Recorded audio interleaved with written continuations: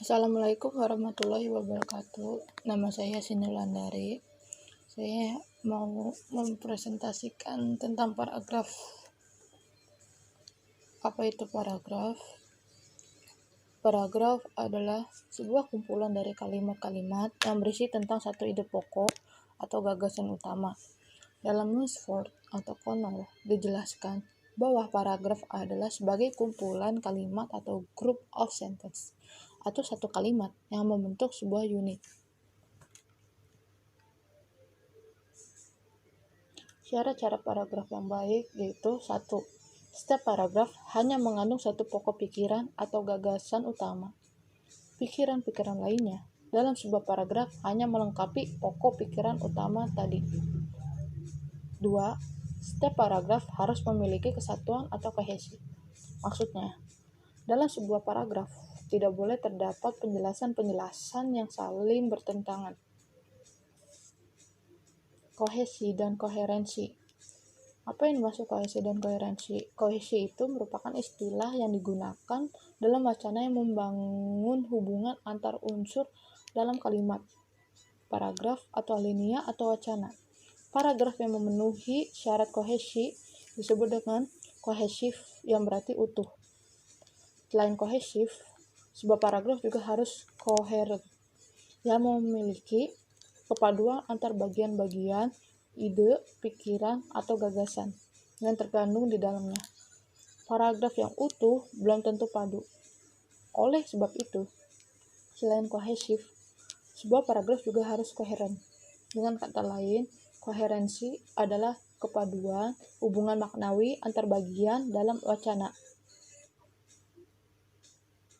Struktur paragraf. Struktur paragraf ada 3 alinea, yaitu 1. Alinea pembuka. Alinea pembuka adalah alinea yang diletakkan pada awal tulisan, setelah judul. Di dalam artikel ilmiah untuk jurnal, misalnya alinea pembuka berposisi sebagai alinea awal bagian pendahuluan, setelah judul, abstrak, dan nama si penulis. Di dalam laporan penelitian skripsi atau tesis, alinea pembuka berada di bagian awal tiap-tiap bab. Dan 2. Alinea tubuh. Setelah berhasil menyusun alinea pembuka, tugas penulis berikutnya adalah menguraikan gagasan utama yang terdapat di dalam alinea pembuka tersebut ke dalam alinea-alinea berikutnya atau alinea tubuh. Ketiga, alinea penutup. Di dalam karya tulis ilmiah, alinea penutup terletak pada alinea akhir bagian simpulan. Fungsi utamanya menyimpulkan tulisan. Namun, upayakanlah membangun alinea penutup sedemikian rupa agar mengesankan pembaca. Jenis paragraf dan pola pengembangannya. 1. Jenis paragraf berdasarkan pola pengembangannya. Berdasarkan pola penalaran, pengelompokan paragraf didasarkan pada penempatan gagasan utama. Letak gagasan utama itu, paragraf dapat dibedakan atas paragraf deduktif, induktif, deduktif-induktif, iteratif, dan menyebar. A. Paragraf deduktif. Paragraf yang ide pokoknya atau gagasan terletak di awal paragraf dan diikuti oleh kalimat-kalimat penjelas untuk mendukung gagasan utama. Ide pokok atau gagasan utama berupa pernyataan umum yang dikemas dalam kalimat topik. B. Paragraf induktif adalah paragraf yang kalimat topiknya terdapat pada bagian akhir. Secara garis besar, paragraf induktif mempunyai ciri-ciri, yaitu yang diawali dengan penyebutan peristiwa-peristiwa khusus yang berfungsi sebagai penjelas dan merupakan pendukung gagasan utama, dan kemudian menarik simpulan berdasarkan peristiwa-peristiwa khusus tersebut. Dan C. Deduktif-induktif atau campuran adalah paragraf yang kalimat topiknya terdapat pada bagian awal dan akhir paragraf. Adanya 2 kalimat topik itu hanya merupakan bentuk pengulangan gagasan utama untuk mempertegas informasi.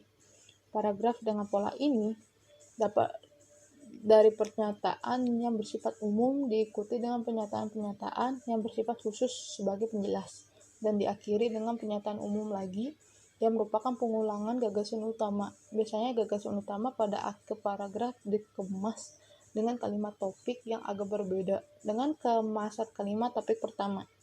D. Paragraf ineratif adalah paragraf yang kalimat utamanya terletak di tengah-tengah paragraf. Paragraf ini diawali dengan kalimat-kalimat penjelas. Sebagai pengantar kemudian diikuti gagasan utama dan ditambahkan lagi kalimat-kalimat penjelas untuk menguatkan atau mempertegas informasi. Dan yaitu paragraf naratif. Paragraf yang tidak memiliki kalimat utama. Pikiran utamanya menyebar pada seluruh paragraf atau tersirat pada kalimat-kalimatnya. Contoh paragraf dengan pola seperti ini terdapat pada paragraf narasi atau deskripsi.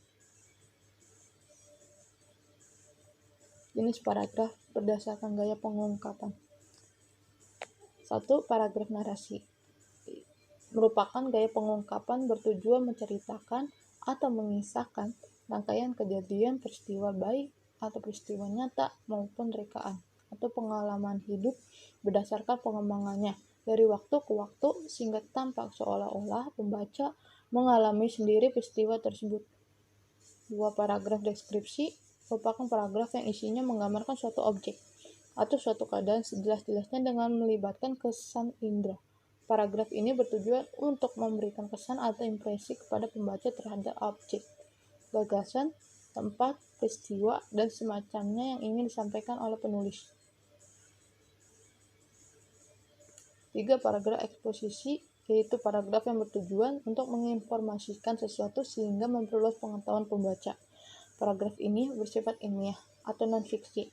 Sumber untuk penulisnya dapat diperoleh dari hasil pengamatan, penelitian, atau pengalaman. Paragraf persuasi adalah paragraf yang berisi ajakan. Paragraf persuasi bertujuan untuk membujuk pembaca agar mau melakukan sesuatu sesuai dengan keinginan penulisnya. 5. Paragraf argumentasi yang bertujuan untuk membuktikan pendapat penulis agar pembaca menerima pendapatnya. Tulisan dalam paragraf argumentasi ini dapat dikembangkan dengan pola sebab, akibat, dan atau akibat dan sebab. Sekian dari saya. Terima kasih.